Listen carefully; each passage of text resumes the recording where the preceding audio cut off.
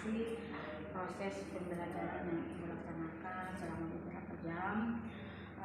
Nampak sekali bahwa dalam proses pembelajaran yang Ibu laksanakan ada unsur diferensiasinya, ada unsur KSE-nya.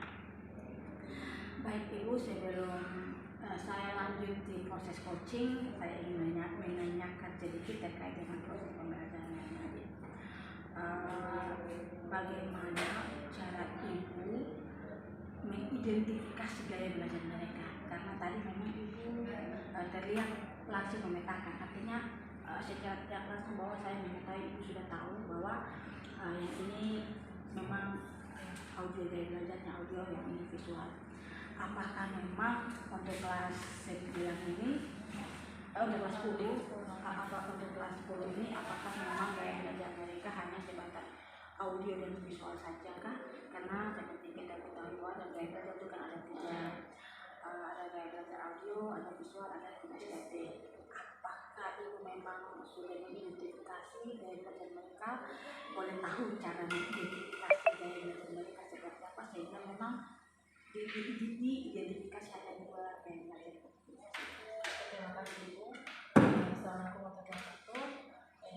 Jadi sebelumnya Ibu, saya sebelum masuk itu memang saya mengajar kelas 2, tapi kebetulan juga memang ada di sini muluk. Jadi sebelum saya masuk itu saya sudah identifikasi.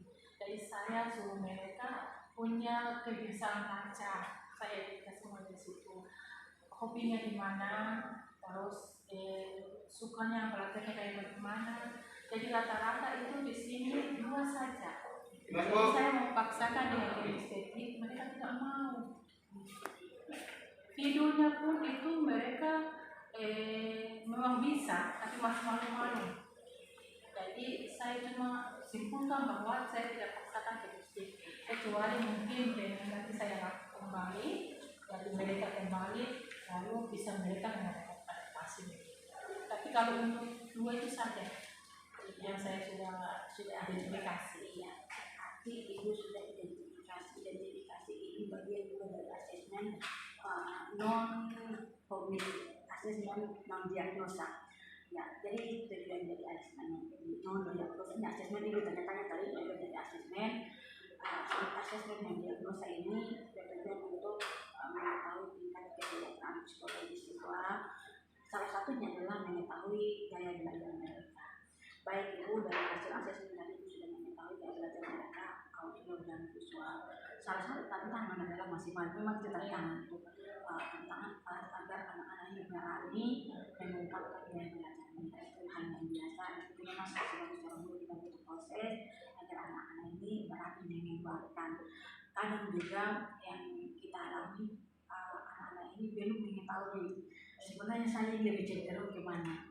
Karena ini memang hal baru dan insya Allah saya dengan waktu ini berproses mereka bisa berani terbuka untuk berani terbuka dan dengan sendirinya mengetahui bahwa sebenarnya saya cenderung ya.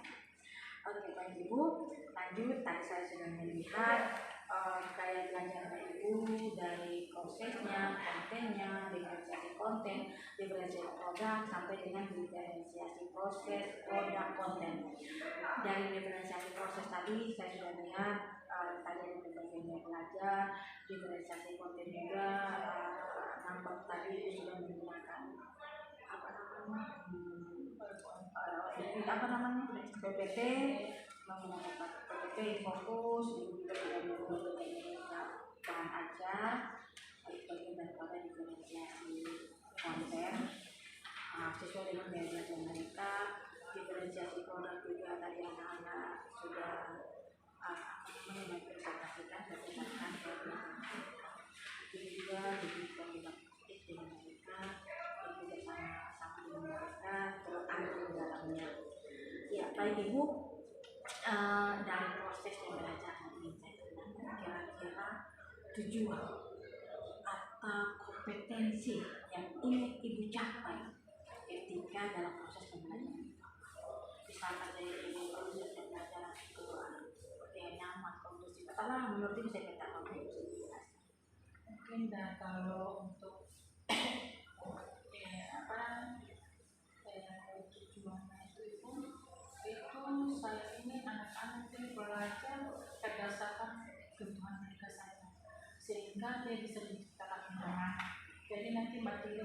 sambil saya menyesuaikan. Jadi tujuan saya itu mereka lebih cepat ya perhatiannya tersebut. Itu tujuan pertama.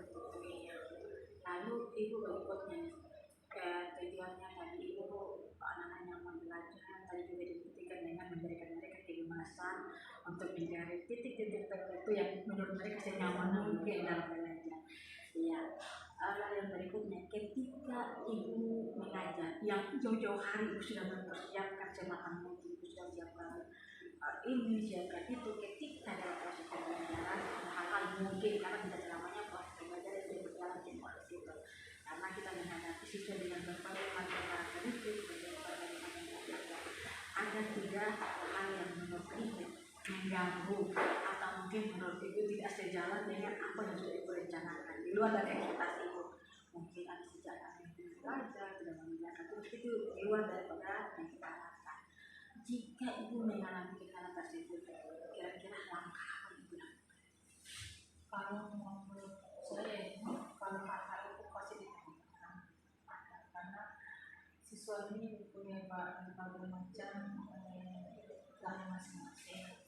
Jadi yang tadinya sudah direncanakan, tiba-tiba ke kelas mau mereka tidak bertugas dan lain-lainnya.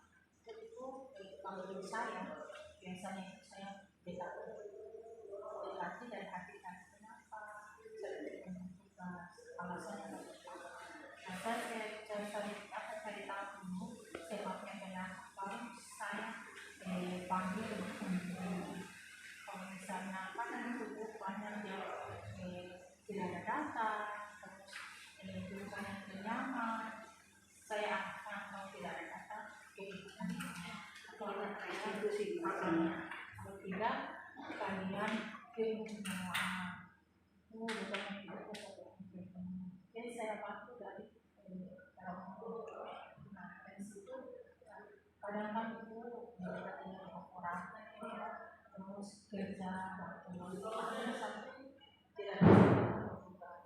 Ada itu saya bilang yang penting kalian hati-hati kalian bisa itu jadi sambil tujuan juga kan buat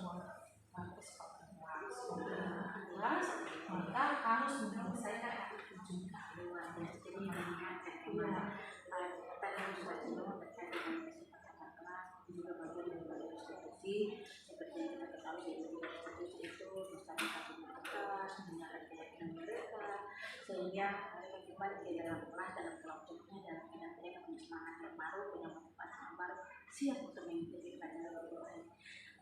Ini tadi dari penjelasan itu komunikasi itu penting, pendampingan dengan mereka itu penting, sehingga mereka tidak suka memberikan alasan mereka juga tidak melaksanakan tugas mereka juga siap melaksanakan tugas. Ya baik. Lalu yang berikutnya bagaimana caranya sehingga ibu motivasi intrinsiknya, motivasi dalam diri ibu untuk terus fokus dengan tujuan ini tadi. Karena setiap kali kita berada dalam kelas, tujuan ini saya belajar bagaimana itu proses pembelajaran. Ketika kita mulai mencari tujuan belajar sebenarnya ibu, apa yang ingin kita capai itu kan kita belajar. Hari ini saya mau sesuatu hari berarti berkaitan dengan tujuan. Setiap hari pasti ada tujuan. Hari ini saya ke sekolah tujuannya ini. Bagaimana cara ibu mempertahankan motivasi untuk mempertahankan agar tujuan itu dapat terus terwujud. Tujuan yang ingin setiap hari ada tujuan atau bagaimana cara ibu sih mempertahankan. Kalau mempertahankan motivasi dari dalam diri itu memang hal yang cukup berat juga karena kita kan punya kegiatan luar juga. Jadi yang pertama itu saya tanamkan diri saya karena saya punya tugas dan saya harus tepat dan harus menyelesaikan tugas tersebut. Karena anak-anak ini ke sekolah jadi kan kalau saya tidak di sekolah memang saya kan harus 3 saja.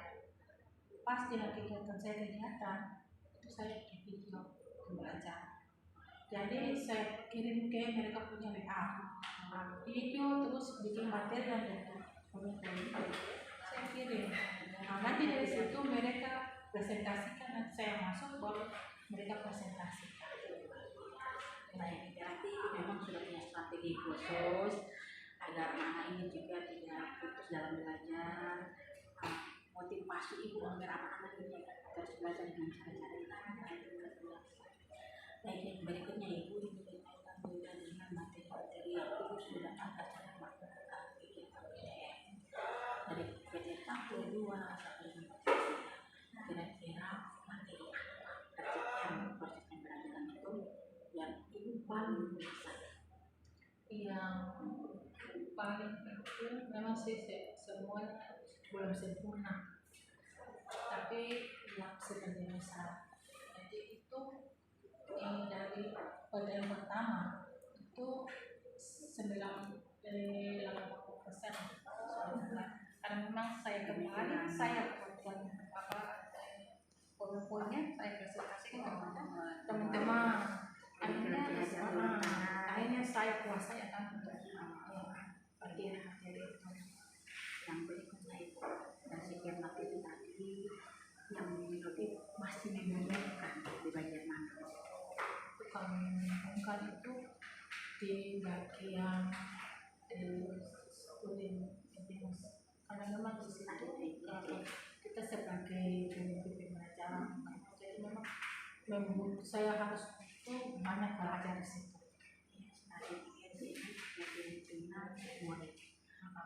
Murid tadi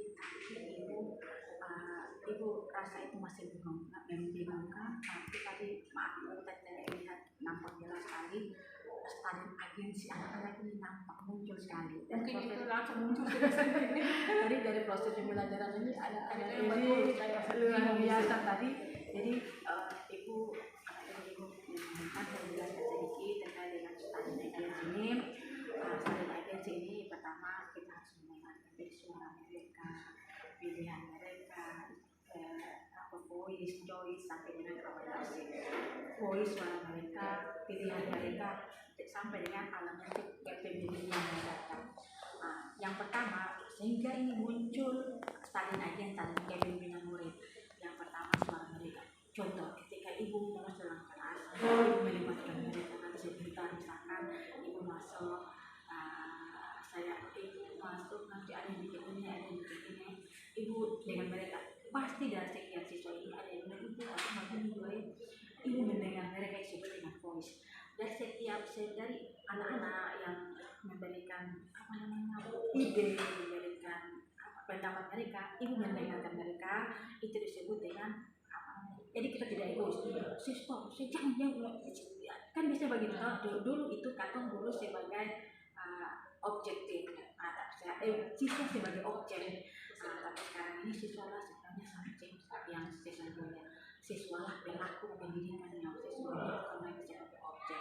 Jadi kalau subjek, mereka lah yang pelaku pendidikan. Dulu itu kata jadi seperti itu. Tapi karena ini tidak regulasi pendidikan, kurikulum merdeka, kita sudah pakai kurikulum merdeka, mereka subjek.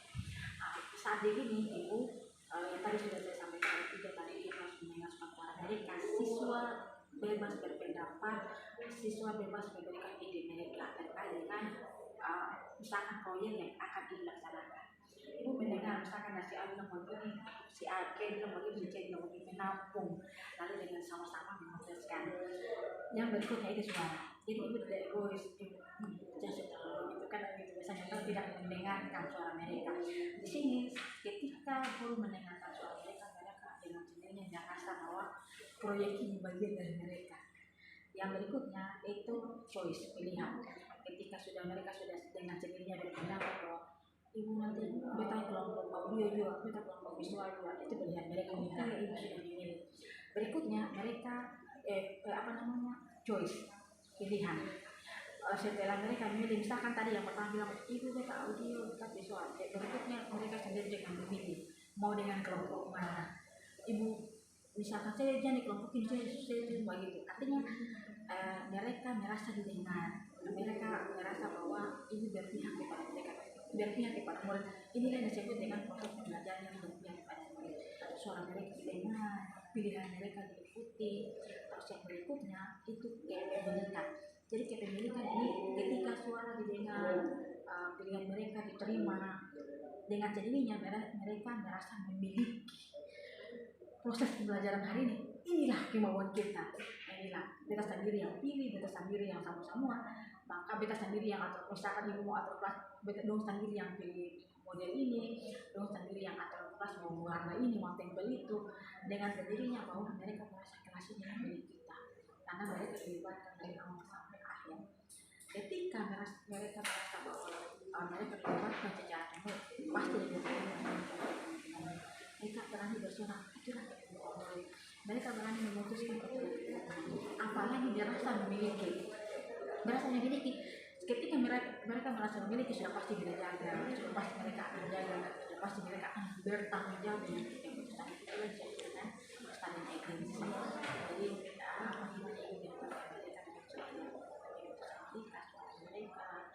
kepemilikan mereka dalam kelas ini, ibu memberikan mereka kepemilikan.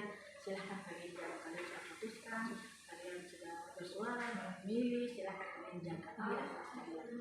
Jadi sebenarnya karena ibu mereka rasa proses belajar ini bagian dari tanggung jawab kami. Jadi inilah atau ini belajar karena dari awal kita sudah dilibatkan. Biasanya ketika dulu kata macam model suami kalau begini saya sudah bisa saya sudah begini sudah nanti begitu. Jadi mereka merasa bahwa apa yang mereka ikuti ini bukan kemauan kita tapi kemauan yang buruk begitu. Tapi kalau dari awal mereka dilibatkan bersama-sama dulu berdiskusi, maka mereka merasa bahwa ini sendiri yang pilih, kita memang jadi merasa bertanggung jawab dengan pilihan mereka. Itulah disebutnya muncul dan mereka berani bersuara. Tadi nampak sekali kamu disebut itu tadi mungkin jadi sedikit mungkin ibu sudah ada percayaan ini karena bersuara dan mereka juga merasa bahwa proses pembelajaran ini bagian dari tanggung jawab mereka. Itu terlihat tadi dari mereka ada tanggung jawab mereka bersama berkumpul, merasa tanggung jawab ketika ditunjuk oleh mereka. Itu bagian daripada tanggung jawab seperti itu.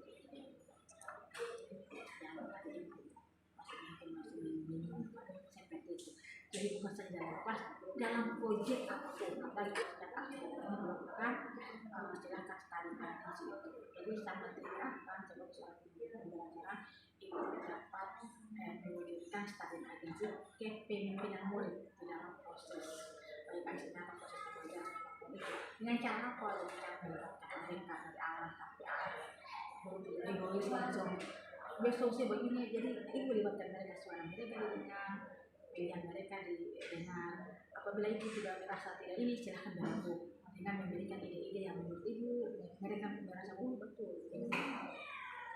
Mengikuti mereka bukan berarti memberikan kebebasan, bukan, tapi mendampingi ada nama-nama dan mungkin mereka yang mereka sampaikan tapi tidak sesuai, silahkan sampaikan dengan cara yang santun dan baik-baik sehingga mereka merasa oh tidak down, mereka bisa bertanggung jawab dengan biasa itu. Yang coaching ini yang masih bingung itu antara pra dengan ini maksudnya kita ingin yang sebelum membentuk ibu pembinaan atau bagaimana? Iya. Jadi yang tadi kita sampaikan terkait dengan pra observasi, hari ini observasi. Nah, yang hari ini disebut dengan observasi. Yang pra observasi itu dilaksanakan sebelum hari ini. Nah, yang dilaksanakan sebelum hari ini sebenarnya yang guru mengajarkan serius mengajari itu biar tanpa kehadiran fasilitas atau apa-apa. Jadi sebelum pra observasi ini itu ibu sudah bimbing dia untuk susun RPP. Itu dari hasil binaan ibu yang susun dia sampai RPP diferensiasi yang tadinya belum itu paham, baik oleh senjata ataupun secara keseluruhan itu lebih bagus. Ibu bimbing dia untuk dulu susun RPP-nya, RPP diferensiasi yang membuat diferensiasi dan juga KST-nya. Ibu sekarang seperti itu agar proses pembelajaran tadi ada mewujudkan anak-anak belajar. susun itu didokumentasikan, direkam. Itu yang nanti seharusnya dikumpul hari ini. Jadi kita minta sebagai bukti ibu sudah melaksanakan praobservasi.